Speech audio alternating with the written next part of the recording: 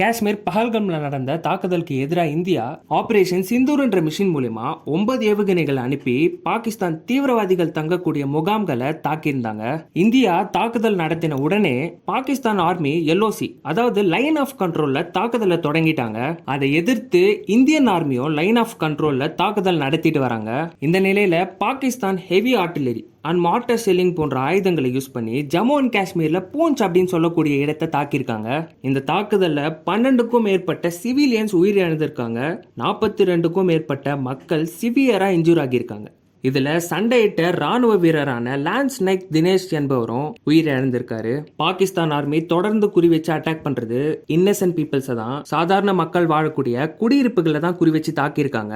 தொடர்ந்து இப்ப ரீசெண்டா வந்த நியூஸ் என்னன்னா, பாகிஸ்தான்ல பஞ்சாப் மாகாணத்துல இருக்கிற லக்கூர் விமான நிலையத்துக்கு அருகே ட்ரோன் தாக்குதலானது நடந்ததா தகவல் வெளியாகி இருக்கு. இந்த தாக்குதல்ல யாருக்கும் எந்த பாதிப்பும் இல்லைன்றதும் தெரிய வந்திருக்கு. இந்தியாவுக்கும் பாகிஸ்தானுக்கும் இடையே போர் சூழல் தான் நிலவிட்டு இருக்கு. இந்தியாவுமே இப்ப போர் பாதுகாப்பு ஒத்திகைகளை பார்த்துட்டு வராங்க. அடுத்து என்ன நடக்க போகுதுன்னு பொறுத்திருந்து பார்க்கலாம். மேலும் சட்டம் தொடர்பான செய்திகளை தெரிஞ்சுக்க நம்ம சேனலை சப்ஸ்கிரைப் பண்ணுங்க.